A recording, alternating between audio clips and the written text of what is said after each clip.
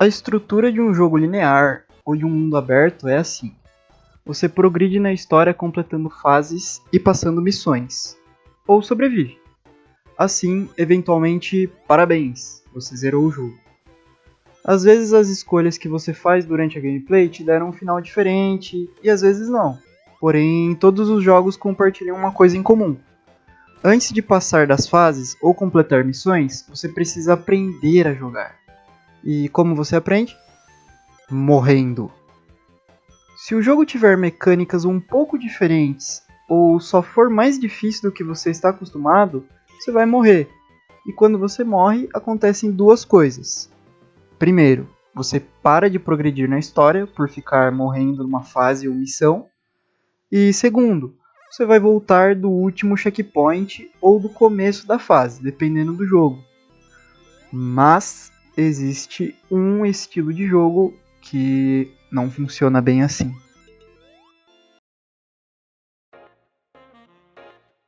Progredir no fracasso e ter o sentimento de avanço mesmo morrendo é uma particularidade desses jogos. Afinal, quem gosta de morrer no Dark Souls e refazer o mesmo caminho 87 vezes?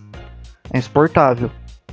Então, como o estilo roguelike faz a experiência se tornar desafiadora ao mesmo tempo que recompensadora?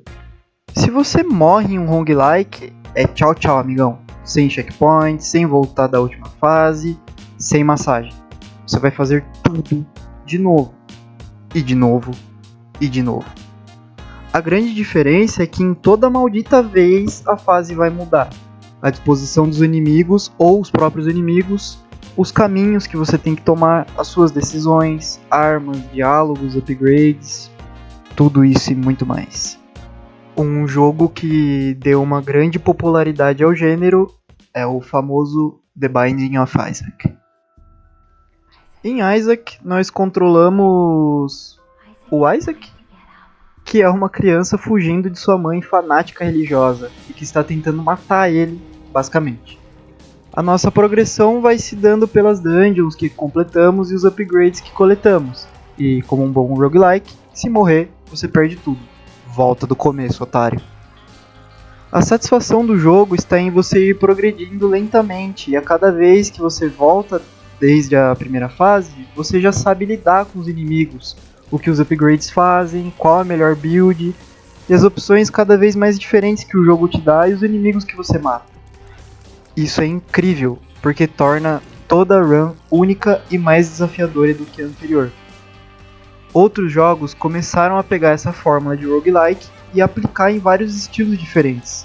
Então, nos dias atuais, conseguimos encontrar roguelikes de tiro, de cartas, RPG de turnos, ação, gestão, 2D, 3D. A lista vai embora. Um desses jogos que eu quero falar antes de chegar nos dois principais desse vídeo é o Dead Cells, que aplicou essa fórmula num jogo 2D de ação com um combate extremamente fluido e bem feito, pixel arts insanas e aquela dificuldade que eu e muitos outros adoram. Você pode fazer uma quantidade infinita de builds diferentes com as armas e os poderes que o jogo te dá, uma mais divertida que a outra. Os caminhos que você escolhe influenciam nas fases que você vai encontrar a seguir, dando essa sensação de liberdade, escolha e a oportunidade de explorar fases e cada cantinho obscuro que você ainda não viu no jogo. Eu lembro de ficar tão nerdola nesse jogo que eu fiz um fucking documento no Word. Funcionava como um mapa, tá ligado? Pra saber os lugares que eu explorei tudo ou não. E pra qual fase o lugar em que eu estava poderia me levar. Esse jogo é bom demais. Porém, nem tudo são flores. E uma coisa muito comum nesse estilo de jogo é a sua história, ou falta dela, serem apenas um pretexto para sua gameplay viciante e aleatória, como os próprios Binding of Isaac e Dead Cells, possuindo quase nenhum diálogo e seguindo uma forma de narrativa bem simples, focando apenas na diversão. Não me entendam mal, isso não tira absolutamente mérito nenhum desses jogos. Eles são maravilhosos do jeito que foram feitos e eu sou simplesmente apaixonado por eles. Só que em 2020 foi lançado um dos melhores jogos que eu já joguei e com certeza um dos meus jogos favoritos da vida. Sendo bem sincero, eu posso falar desse jogo por horas.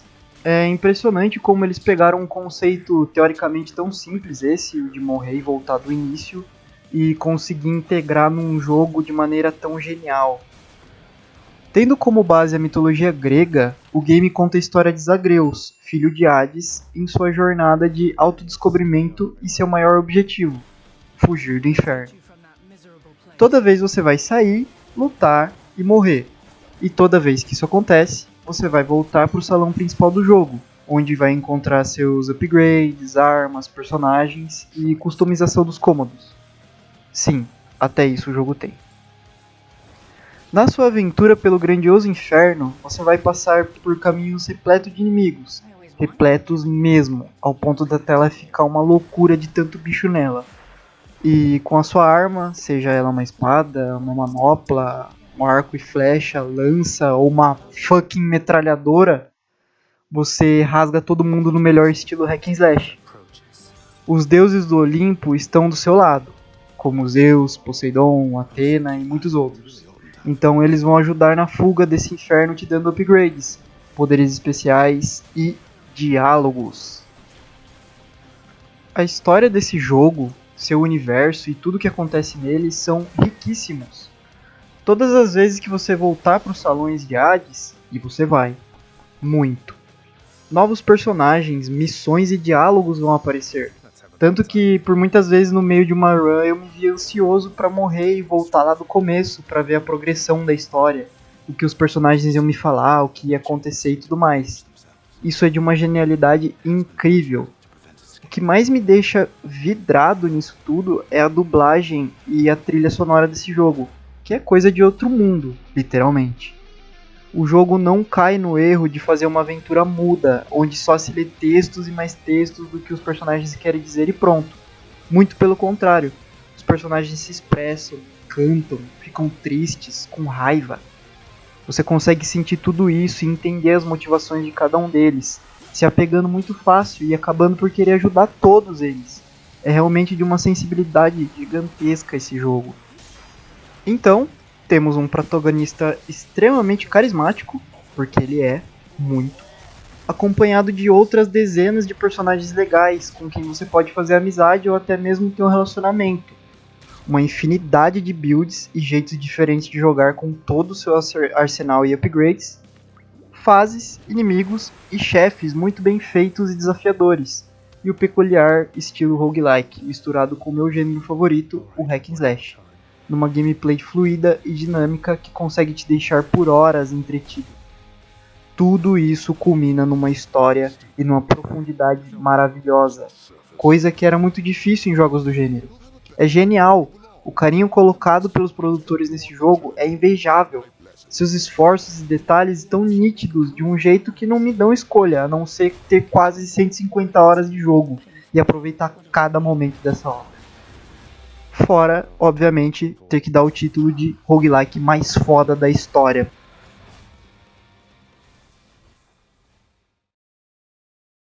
Dito isso, deixei por último uma recomendação de um jogo novo nesses moldes, feito pela Massive Monster e lançado pela editora Devolver. Você é um carneiro que foi preso e será sacrificado por cultistas. Mas assim que o sacrifício é feito, nosso carneirinho tromba com um mega demônio que diz que pode trazer ele de volta à vida com grandes poderes. Contanto que ele faça um culto em nome dele e arranje seguidores, com o intuito de acabar com as seitas dos outros demônios. Negócio fechado. Sim, essa é a história desse jogo, e sim, é da hora pra caralho. O jogo utiliza do humor negro e da fofura de seus personagens para mostrar situações e coisas simplesmente hediondas, como se um carneirinho demoníaco com uma seita que faz sacrifícios já não fosse. Tudo isso com um fator roguelike de ação, mas agora com um novo ingrediente na mistura: administração e gestão. No jogo, somos encarregados de destruir o culto de outros demônios. Então, como fazemos isso? Criando, administrando e gerindo o nosso próprio culto, conquistando seguidores para a seita, adquirindo recursos e construindo nossa própria cidade.